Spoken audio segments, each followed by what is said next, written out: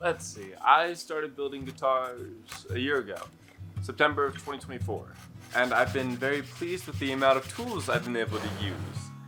The more specialized the tools are, the more I feel like they are a novelty and it gets me excited to use them. Some of these tools most people already know about or have some idea of, like pull saws, hand planes, chisels, maybe even Dremel tools. However, because I'm making guitars, there are a lot of tools that are specialized towards guitar makers that normal people just don't even know about. For example, the radius sanding dish, or a fret wire bender, or a mortise and tenon neck routing jig.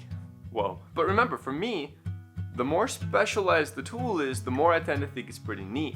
And so if you have a tool that is highly specialized, looks objectively cool, and is one of the most useful tools in the workshop, then you have the formula for my favorite tool ever. And that is the Go-Bar deck. Now before we get into a very shallow history lesson, let's talk a little bit about how the Go-Bar deck works.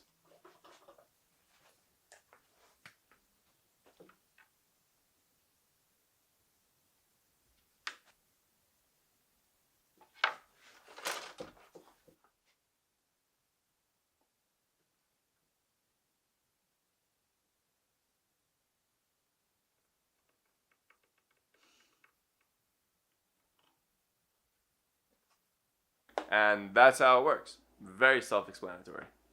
Okay, so what do guitar makers use the Go-Bar deck for? So I use it mostly to glue on the bracing for my soundboards. Here you can see the Go-Bar deck in action by it clamping down the soundboard to hold it still while I go through and voice the guitar. Now you may have noticed that this soundboard isn't completely flat. That's because it's not. My guitars have a 30-foot radius on the top and a 15-foot radius on the back. When gluing on the braces, we radius the side of the brace that's going to be touching the soundboard. That way when we go to glue it on, we can use the Go-Bar deck to press the bracing into the soundboard, into the radius dish, and then when the glue dries, it'll hold that radius onto the soundboard. And because we're using the Go-Bar deck instead of traditional screw clamps, we have access to any part of the soundboard. It makes for really easy cleaning of the glue squeeze out. That's just one use of this tool, but fundamentally it is a clamping table. Anything that you could use a clamp on, you could probably use a Go-Bar deck for. And then some. Check this out. So it turns out that the Go-Bar deck are used quite frequently in conservation efforts. Here are a couple of examples. And the idea of preserving delicate objects using fiberglass rods is actually a Japanese technique called shimbari. Not to be confused with shibari, which is a different Japanese discipline that is unrelated to a Go-Bar deck, but shares a similarity in restraint, security. Look it up on your own. Shimbari is a technique invented by Yoshikuni Taguchi in the 60s. I don't know if he invented it, but he definitely popularized it. And so Taguchi used it for preserving delicate objects. And if you go to National Craft Museum, hit the search, type in Taguchi, scroll down, click on Yoshikuni Taguchi, that guy. Now you can see all of the work that he did for this area. I don't know if he preserved it or if he made these or I don't know, but if you want to look at some of his work or what he's done, there you go. Well, all of this is very modern application of the Go-Bar. I want to go back to early history and see where this thing came from. The first stop I made on my way back through time was I found this article that said Japanese, samurai armor, restored lacquer, Go-Bar deck results. And I was like, sick, that's it. And so I looked into it and realized that it was published in 2018. So that's not that far back. But the fact that they were able to use a Go-Bar deck to help preserve the lacquer inside this mask, it seems like maybe way back then the Japanese could have been making samurai armor by using a Go-Bar deck. Pretty cool. I don't know that. I don't know how samurai armor is made, and when I tried looking into it, I couldn't find anything with the Go-Bar deck. So I'm not saying that they didn't. I'm just saying that I couldn't find it. So maybe I should look a little bit deeper. One second.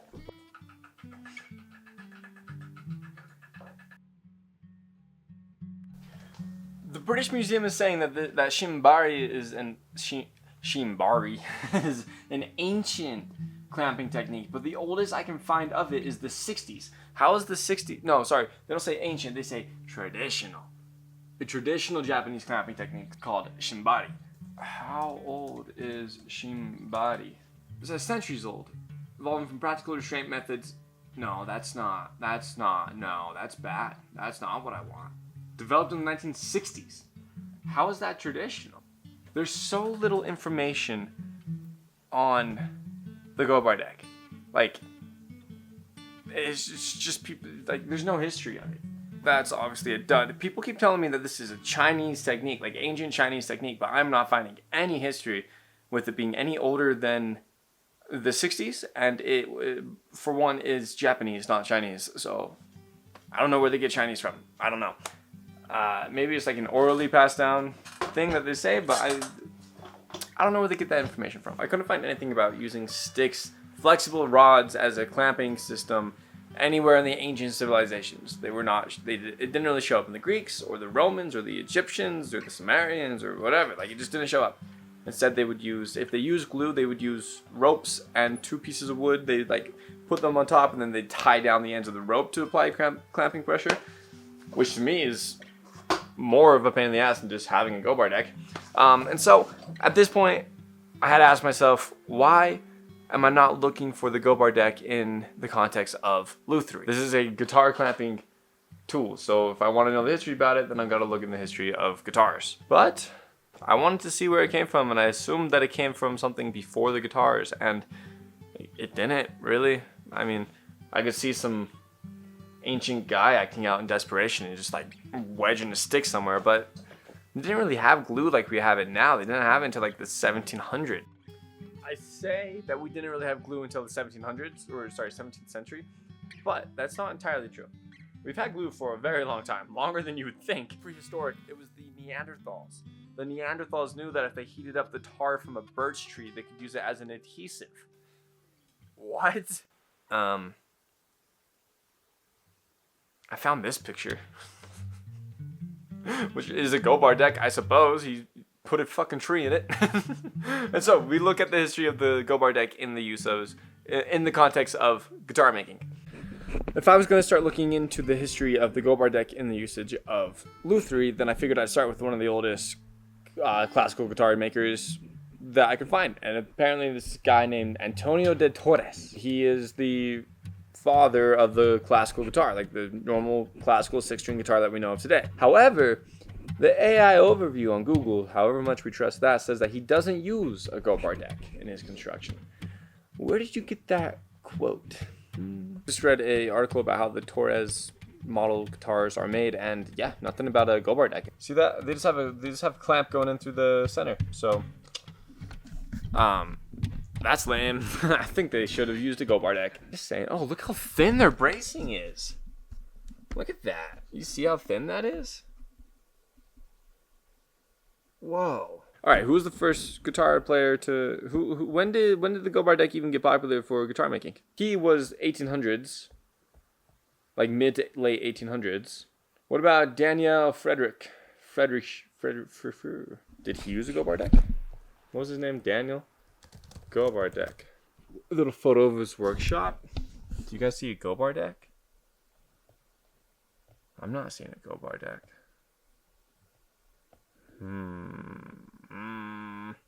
I'm seeing very beautiful guitars. No Gobar deck. Does he not use a Gobar deck? Is that even him? 2020. Oh, damn. He lived a long time. He did not. He also did not. It seems like classical guitars are not typically made with a Gobar deck. Huh. Okay.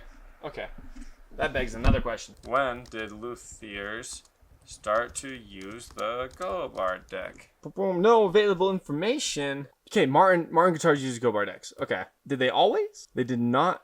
Did not use a Gobar deck in their Nazareth factory before 1948. The Gobar deck is a modern Luthier clamping method using flexible rods to apply blah, blah, blah. Okay, no. Not standard in early 20th century guitar manufacturing. Okay, so the Gobar deck didn't even get popular in guitar making until the mid-1900s. Late mid-1900s.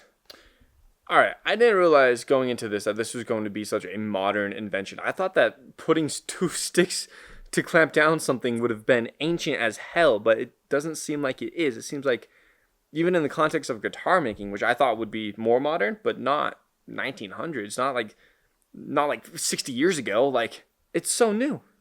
It's so new. Guys, get the Gold Bar deck more popular for other things like furniture making. Why not use a Gold Bar deck to glue some stuff? Maybe you got better techniques. I don't know. More people should know about the Gold Bar deck, man. Almost everybody who's ever lived doesn't even know about it.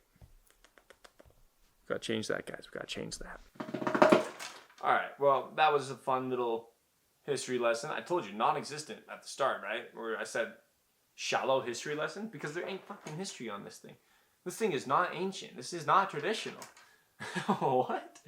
It's so useful though. Go make yourself a Gold Bar deck. Very convenient. If you're trying to get started into making guitars and whatnot, you might as well just build one. Like I did, and it's easy. Anyways, I know that we're in the middle of a guitar build. Guitar number 4 is being built right now. Guitar number 4 is actually finished in local time. I dropped the hard drive containing all the footage for the guitar build, or like most of the rest of the footage for the body build. And I'm currently waiting for that to get fixed. I'm waiting on some tools. I'm going to try to fix it. And if I can, then continue normal schedule starts next Friday. If not, then I don't know. Anyways, either way, whatever happens. I will see you guys next Friday at 5 p.m. So take care, stay healthy, and yeah, see you then.